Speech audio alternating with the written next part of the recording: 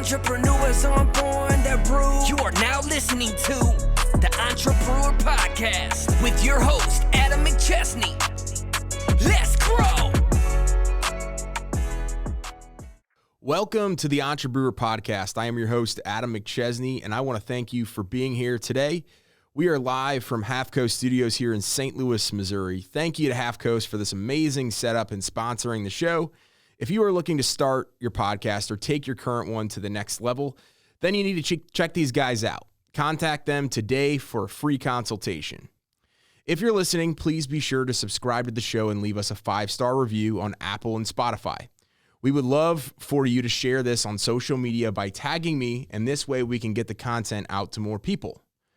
Today's episode is a special one. It's our first in-person interview, and I couldn't think of a better guest to have on here today.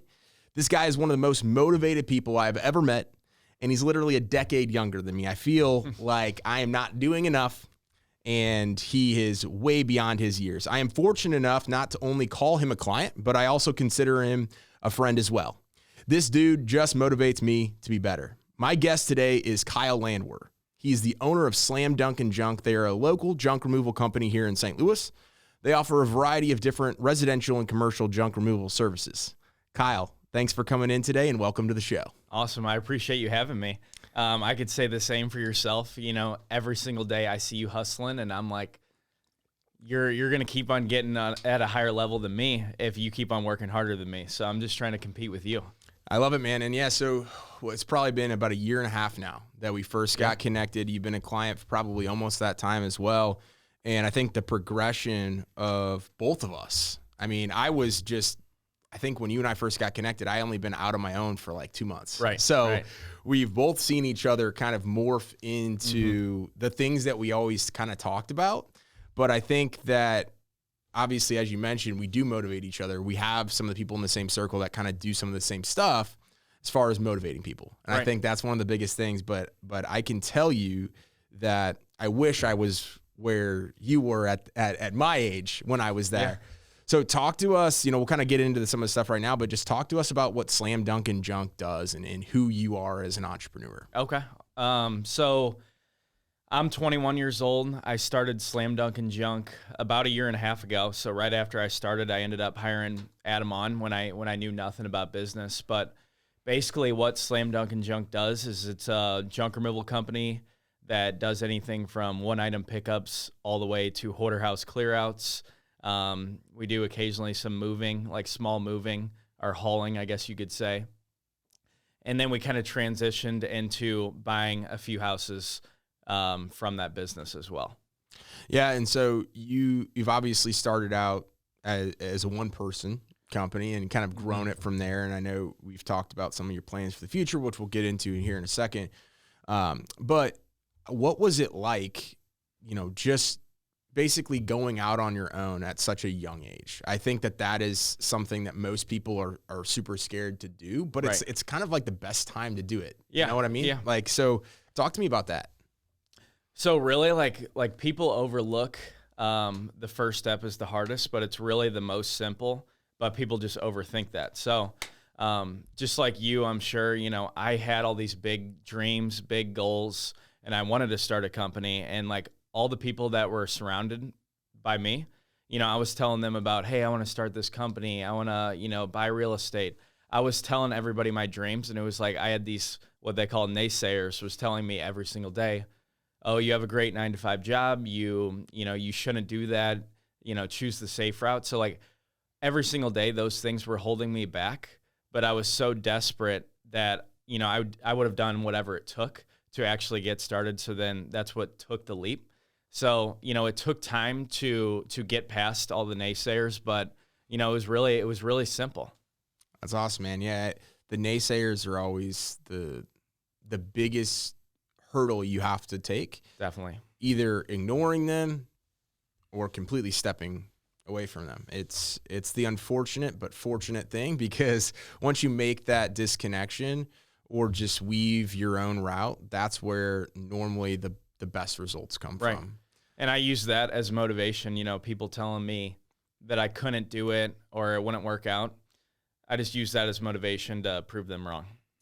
I love it, man. And, the outline for the show, we kind of already started talking about some of the history behind who you are, where you come from, and what you do. But we'll touch on a couple other things here in a second. But for the audience, we like to take our guests on the show through the Entrepreneur podcast. So we translate between the process of a beer getting produced and obviously replicated and sent out to the market to that of the journey of our guests through entrepreneurship.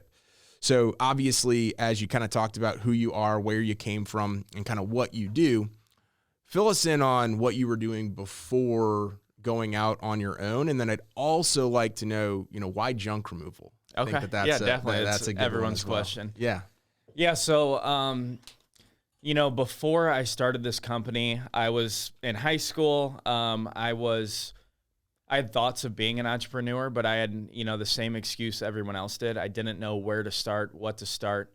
So those things were holding me back, but I really didn't care as well. So I was doing, everything that I shouldn't have been doing to work towards my goals. And I think I said enough there. So I was doing a lot of partying and really just wasn't on track to hit those goals. Ended up going to a community college because, my family, teachers, friends, that's what they made me, kind of believe where I needed to do that because I didn't know what to do. So ended up going to community college and still lots of partying. And I got to the point where all I wanted to do was make money. And that's kind of how I was since I was 16. I was always hustling, working hard. So I was in community college. I lasted a semester, ended up dropping out. And then I got to 9 to 5. I got a 9 to 5 job that was fairly well, and I could have, it'd be a good job for the middle class. And basically every single day I was just thinking about how I could start a business, how I could not show up there because I knew that I was no different than, any other entrepreneur out there. So I knew that I was capable of anything. It was all about like getting past the naysayers, figuring out what idea to start, how much money I'm going to start it with, those sorts of things. In terms of why junk removal, there's a big company in the nation, and they were doing like $500 million in sales, and I knew that they were out in St. Louis. And so I was like, I just came across them one day, and I had this junk removal idea in my head, and I was like, all right, seems pretty simple. At the time, I thought there was no overhead, which there is. And so I sat on the idea for months, and then I just kind of got to the point where I was just like really tired of not living up to my potential. So I just went for it and started the company, and, it's grown in ways that I never even thought of. That's amazing, man. And I think that, obviously I've seen your progression probably just as much as anyone else that's out there just from the social media standpoint. And the work ethic that you have today is really, truly no different from the work ethic that you had when you started. Right. And that's normally where most people fail, is they get started and they don't continue to the point that you've obviously seen the fruit of all your work go into it. And the passion for, I think, more so entrepreneurship, because you're a very creative guy. You're talking about real estate. You're talking about bigger picture things. Was there a particular person, whether it be in your family or someone that you looked up to, that kind of, when you mentioned at 16, I was very focused on hustling and making money. Like, who was that influence for you? Right. I would say people on social media, like my family, very middle class. Nobody really ran a business at all. So I couldn't go to those people, and like, there wasn't like a business owner in my family necessarily that, I could go to and talk about these things because they wanted me to go to the safe route. But every single day I saw people on, social media, just like anybody else does. And, they're relatable to us and they're making a lot of money. So I would say it all started on social media. These people, Grant Cardone, one of them, multiple people like that, Gary V. I saw these videos every single day, and they really make you believe like, you can have those things in life. So that was really like the starting point for me.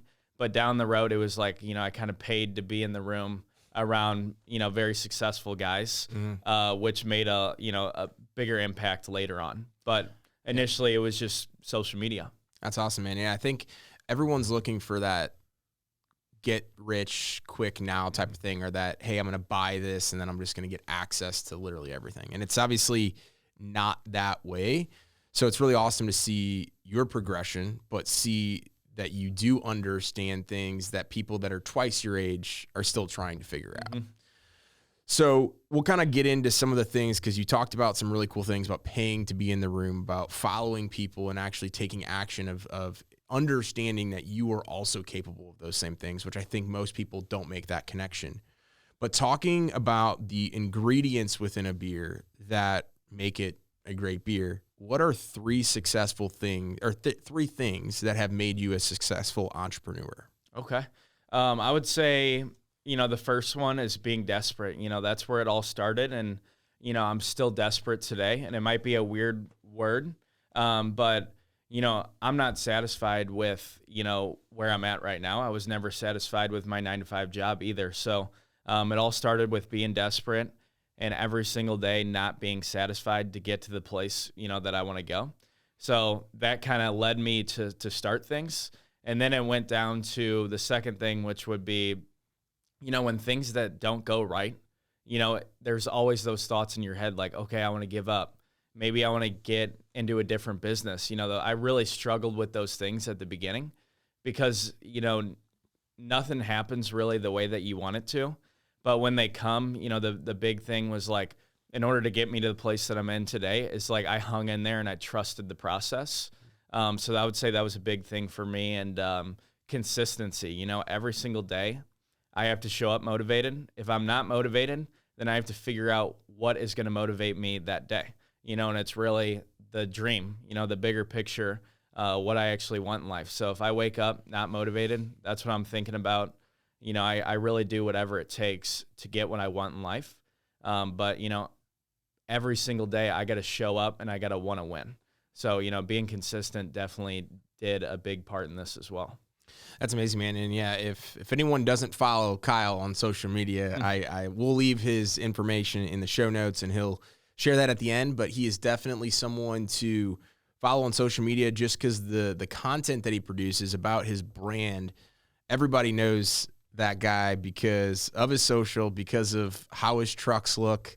There's a unique thing that he does, and it's really cool to see. And I love what you talk about in terms of, just always wanting more, always knowing that there is something more that's out there, because the moment that you become satisfied in literally anything that you do, that's where you start to plateau. And that's kind of what we were talking about before, is figuring out what that next level or that next thing is. And then you did mention one other thing as well, is there are the ups and the downs. There are things that we'll talk about here in a second. I'm sure you can share some insights into that.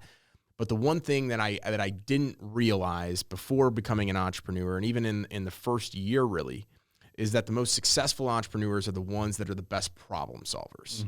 The ones that are paid the most are the best problem solvers. No one gets paid or makes a ton of money because they're just doing enough to get by. Right. And that's what the transition of really, I would say, becoming, because when we first started, we really had just created another job for us. We were doing all the work. We were talking to all the customers. We were making all the calls. But now as we transition into this next phase in our business, we're solving problems that we would have never been able to solve a year ago. Yeah, exactly.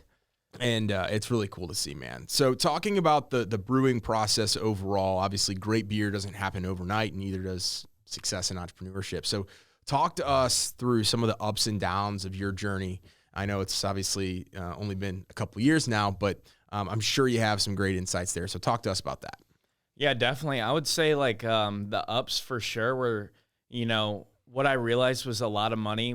But when I was working a 9-to-5, like I thought I was killing it. I'm not going to lie. I was making $100 a day. And at the time I thought I was doing good.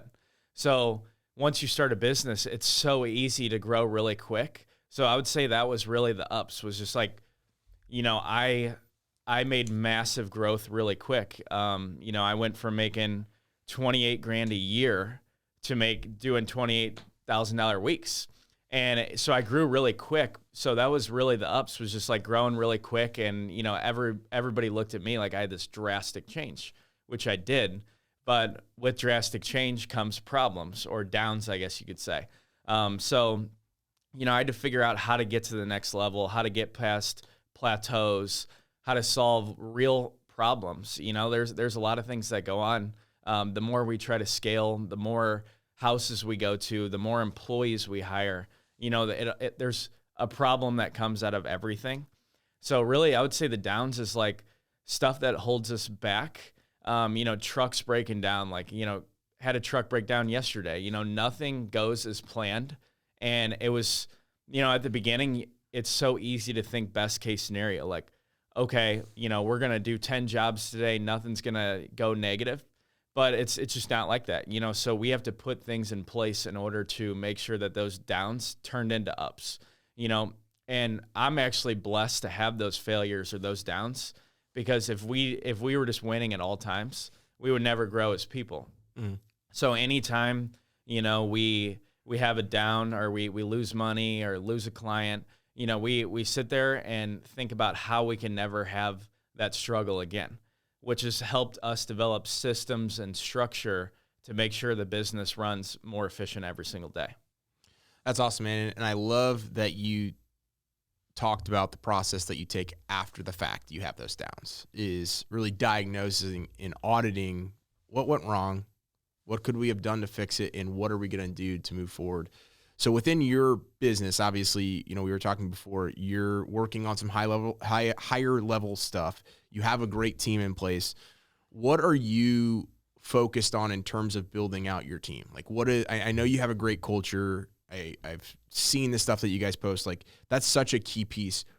Tell me about that at Dunkin Junk. I think that's a really cool piece. Yeah, definitely. I would say, you can't build something big without a team. So, and it took me a while to really realize that, So like when you kind of want to be a money hungry, with all this work that you're putting in, like you're not really hiring as fast. When I realized that maybe I should have been hiring fast. And there's a lot of key aspects that I do in my business where it doesn't mean that I need to do them. And in order to scale the business and go hit the dreams that I actually want to, achieve, like I need to build a team to maybe even do like the really the big steps in the business. And that could be booking the jobs, doing the jobs itself is just, that's what we do to make money. But like, I'm really looking right now for like a actual leader position. And right now it's been very tough to find that right person, because I'm looking to step away and try to figure out how we can go from, a certain dollar amount to the next big thing. So I'm looking for, key roles right now that completely eliminates me from a certain location where I can figure out exactly how to scale to bigger things. Yeah, no, I mean, I think that's a challenge that everybody has, you know what I mean? And so we were talking about that before, kind of going through some of that same transition process of how do we, because I think, when we're outside of the business or when we're not working on the day-to-day stuff, I think for both of us, we'd probably be able to maintain our business. Mm-hmm. But are we just looking to maintain? No. Right. We're looking to grow and scale it and do it in a way that doesn't require our time, energy, things like that. And I think you have a great foundation there. You're going to end up finding that person. But I think the next phase for you is the one that's going to be the coolest, because I can already tell in your voice, you have some big things that are coming down the pipes. And I have no doubt that you're putting into action everything that needs to go in order to get to that level. Talking about kind of the next phase of this entrepreneur process is kind of the fermentation and conditioning. So that's where in the beer process, you are waiting to see the final result of what that beer tastes like. Obviously, it's not going to be right the first time. You got to figure out what needs to be changed in order to get better. So walk through our listeners, what would be the biggest lesson that you've learned so far that would help save them years of mistakes?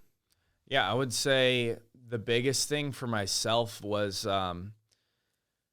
trusting the process. Like, I think that is the main thing. You need to trust the process. Like, if you have a certain goal in your business, like you need to not really focus on the numbers necessarily, like focus on exactly what is going into the business. You need to focus on the bigger picture of the business and trust the process, because as long as you can put those things into place and make sure that it's growing every single day, then you're fine. But trust the process. there's these things that set us back every single day. And again, I'm not even paying attention to those negative things. Like we come up with systems immediately on the spot, figure out how to scale from there. But trust the process, hire the right team around you to be able to, do certain steps that you shouldn't be doing, because that's really when the big word scale comes in, is when you can hire a team, an efficient team, a team that wants to win, and a team that has opportunity. So trust the process, hire the right team, because that right team is going to help you win. That's awesome, man. Yeah, the team is everything. And I've learned that firsthand, both on the good and the bad side, when I didn't want to hire a team, when I just wanted to be myself, and now obviously made that transition.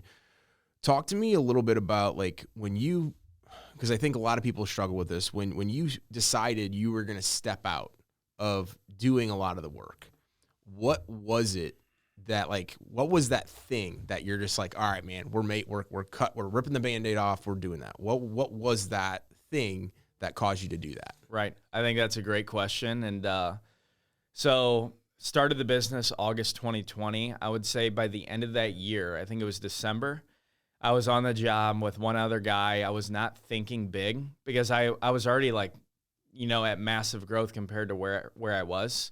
I misbid a job terribly, so I was losing money. It was dark out. I wasn't in the neighborhood that I wanted to be in.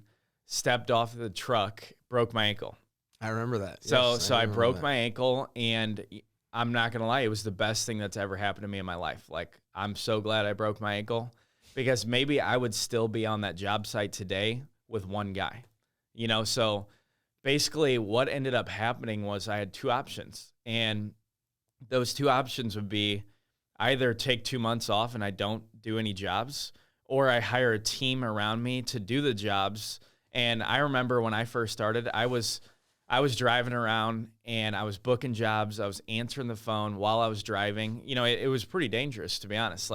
I was just doing way too much at once. Yeah. And, again, doing the jobs is that's just what the business is. There was so much more to it. I should have been focusing on, finding the next client. So what we did was, the one guy that was working for me, I was like, hey, do you think you have what it takes to, be able to, if I give you an employee, can you guide him? Can you drive the truck? Can you take over? And he said, yeah, I think I've learned enough. And I was, in my head, I was going to come back to the job site and two months later. Mm-hmm. Ended up hiring another guy, and I laid in bed, for the next month and a half or so, and I had a broken ankle, couldn't walk around at all. And all I did was guerrilla marketing. I posted on Facebook, focused on building my brand out, and it just happened for the best. That's when we noticed big growth in the business, is because, I took time out of my day where I was doing those jobs to actually working on filling up the schedule, something that, is a must. So basically I built the team around us and, figured out how to scale the business from there. And, so I took massive time out of my day. All I did was focus on getting those clients and, started dumping money into, advertising, stuff like that. And we went from, I would say when I was doing the jobs, we were doing 20 to 30 jobs a month. And, I took a broken ankle from 25 to 30 jobs a month to, 150 jobs a month. So we scaled really quick once I got off the job site. That's awesome, man. Yeah, I'm glad you brought that up, because I remember getting a message from you. You're like, dude, I just fell off a truck. Right. And yeah. I don't we had just started working together too at the time. I think we were just getting ready to also do some Google ad stuff. So you're like, I don't know how this is all going to fit in, things like that. But the funniest thing about, I think for entrepreneurs is a lot of times we have a different mindset. We have a different skill set than just the day-to-day stuff. We are oftentimes the bottleneck within our own business to be able to get it to the next level. We're focused on that next day at times, especially early on, to be focused on working in the business instead of on the business. But at the end of the day, man, right now, if you and I were like, if I was to go build a website from the ground up and you were to go like clear out a bunch of junk, like our clients would probably not be in a very good situation because we have better people that are better served in that position because they're specialists at doing just that. Whereas you and I are obviously all over the place. Yeah, exactly. And I'm just focusing on, the guys that I have doing the jobs right now, I don't want them to be there forever too. Like that's the main thing. And I think that's why we have a great team is because I want to make sure that they're in my spot, whether it's tomorrow or 6 months from now. I want them to have opportunity to grow something big, and make sure it pays off for everyone. Anybody who takes care of me, I'm going to make sure that they're taken care of before myself. That's awesome, man. Yeah, one of my business coaches right now literally said something not too long ago. He's like, you don't have to sell yourself on the vision most of the time. You also have to, more importantly, sell yourself on, or sell your team on your vision, but where they fit into your vision. Right. If they can't see themselves on that path with you, whether it's the next 3, 6, 12 months or 3 to 5 years, you're going to struggle to actually have the team live and die basically what you've built. Right. I 100% agree. And that's one of the best things I've ever heard. So we'll kind of finish up with this last step here throughout the entrepreneur process, talking about distribution. So distribution in beer is obviously taking the beer and marketing it and selling it, which obviously do a great job of doing that right now with Dunkin Junk. But what is next? You're 21 years old. Can't believe you're 21 still, but you're 21 years old. You have so much going for you. You have all these ideas. You have all these things. Like, what is the next 12 months, 3 to 5 years? Like, give us a rundown there. Yeah, definitely. So, this year I was kind of, that was the biggest question was like, what was that next step? And I felt like I got satisfied at some time because I didn't, the business was running on itself. I wasn't doing much. I was just, the only thing I had to handle was the issues basically. So, I kind of figured out very recently what that next step is. And overall, the bigger picture at the beginning was I want to be in 50 states. 9-figure company is the long-term goal. And I think I surrounded myself with the right people to at least plant a seed in my brain that like I was scaling the wrong thing. We have one location right now in St. Louis that's doing great. It could always do better. It's almost running on itself right now. So why can't I drop that location somewhere else? So now that's the biggest step is, taking, one location to 50 locations, and at an entry level company, we did 500,000 in sales last year. So now I'm looking at it like, okay, my first full year in business, this is what we did. So imagine if I could put that in 50 states and they all did like an entry level 500,000. So now I'm looking at it like that. And, like the human brain tells us that we can't, like these lofty goals or dreams are so far out of our reach, but they're really so close to us. You just need to realize that like you can actually achieve those things a lot quicker than you think. And so I've had some opportunity come across me recently, and I would say the goal would be to get 5 new locations here this year in the United States and add on about $4 million in revenue just from what we're already doing right now. And then I would say 2-year goal would be to have a, $50 million company. That's awesome. And man. so really like scale in more ways than I even think I'm going to do the impossible. Yeah, man. I have no doubt that you're going to do that. I think your work ethic, the investment that you do in your business, in your team, in your networks, going to events, things like that, just being in the room, as you talked about earlier, is a key to getting to that next level. We all have that, negative self-talk. Hey, you can't do this, you can't do that. But at the end of the day, as you mentioned, there's a pathway to literally everything. And if you follow that path, if you trust the process like you talked about, I have no doubt you're going to get there, man. Well, I certainly appreciate you coming on here today, man. Any last pieces of advice for the audience? Anything that you would like to wrap up with? I appreciate you having me on here. And, for anybody who's watching this who, owns a business right now, or maybe they don't even own a business and they're looking for that next step, for like a beginner, for example, like me and that person are very relatable, and you as well. Like, you had a 9-to-5 job at one time, and look at the growth that you've had in a short period of time. So like the people that you're listening to on social media are very relatable. And, in terms of like what level you're on, all you have to do is realize that you are capable of these things. Whatever you set your mind to, you can do it. I was comparing myself to like Jeff Bezos and like all these like massive people where nobody would ever compare themselves to those people. But these people started from zero at one time. When they were born, they knew nothing. I knew nothing. So we all have a certain amount of time in our day as well. It's not like anybody can work 25 hours in their day. Like we all have that certain period of time where we're eligible to work. So it's not like they're working. They're able to work longer than us because we're all capable of the same things. And these people, they know more.